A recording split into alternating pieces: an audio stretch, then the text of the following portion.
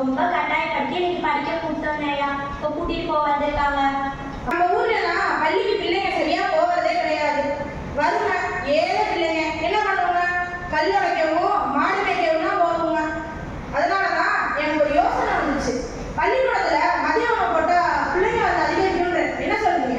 ஏன் மதர் எல்லாருக்கும் இலவசமா கல்வி தரீங்க? அதனால உங்களுக்கு என்ன லாபம்? கல்விங்கிறது வியாபாரம் இல்லை, அது ஒரு மனித சேவை. இன்னைக்கு ஒரு குழந்தை கல்வி கற்றுச்சுன்னா நாளைக்கு அவங்க குடும்பமே உயர்ந்திருக்கும். உங்க எண்ணம் உண்மையிலே உயர்ந்ததுதான் மதர். கல்விக்காக வாழ்ந்தவர் காமராஜர், ஏழைகளுக்காக உழைத்தவர் காமராஜர், நேர்மையின் உருவம் காமராஜர், தமிழரின் பெருமை காமராஜர். வரலாற்றில் சில பெயர்கள் மறையலாம், ஆனால் கல்வியின் ஒளி இருக்கும் வரை காமராஜரின் புகழ் மறையாது. ஏழை மாணவர்களின் எதிர்காலமாக வாழ்ந்தவர் காமராஜர், கல்வி வளர்ச்சியின் அடையாளமாக வாழ்ந்தவர் காமராஜர். அவர் காட்டிய பாதையில் நாமும் நடப்போம், கல்வியால் உயர்வோம், நாட்டை உயர்த்துவோம்.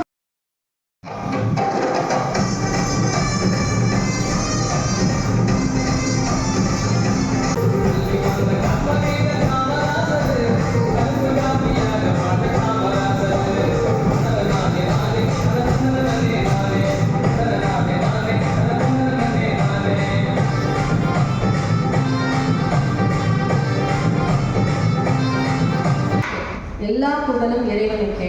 தோட்டமா இருந்தா என்ன பண்ணுவாங்க, தூவுவாங்க. தூவும் போது என்ன ஆகுதுன்னா எல்லா விதையும் போய் வந்து நல்ல நிலத்துல விழுவுறது இல்லை. ஓகேவா? ஃபர்ஸ்ட் தூவுற விதை எல்லாம் வந்து நடப்பாதையில விழுவுது. நடப்பாதையில விழுவுற விதையில என்ன ஆகும், நசுங்கிரும். ஓகேவா? ரெண்டாவது வந்து இன்னும் மீதி தூவுற விதை எல்லாம் வந்து பாறையிலே முச்செடியில விழுவுது. அந்த விதையெல்லாம் என்ன ஆகும், என்ன ஆயிடும், அது வந்து அமைக்கிறோம், அதை வந்து வளர விடாம அமைக்கிறோம். மூணாவது வந்து தூவுற விதையெல்லாம் எங்க போய் விழுவுது அப்படின்னா நல்ல நிலத்துல விழுவுது.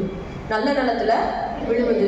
இந்த மூணு நான் எதுக்காக உங்கள்கிட்ட சொல்றேன் அப்படின்னா, இதுதான் நம்ம சூஸ் பண்ற லைஃப். ஃபர்ஸ்ட் ஒன்று வந்து ஏனோ தானு வாழ்றது. ரெண்டாவது வந்து தப்பான வழியை தேர்ந்தெடுக்கிறது. அந்த முச்செடிகள்ல கல்லுகளுக்கும் நடுவில் விழுவுற விதை என்ன ஆகும், முளைக்கவே முளைச்சாலும் அந்த பாறைகளும் அந்த முள்ளும் வந்து என்ன பண்ணிடும், அமைக்கிறோம். வளர விடாம என்ன பண்ணிடும், அமைக்கிறோம். இடத்துல விழுந்த விதைகள்லாம் எப்படி இருக்கும்னா நல்லா செழிச்சு நிறைய காயோட கனியோட பூத்து கொடுக்கும். நம்ம எல்லாம் எந்த மாதிரியான விதைகள், நல்ல நிலத்துல விழுந்த விதைகள். நம்ம எல்லாம் எப்படி இருக்கணும்,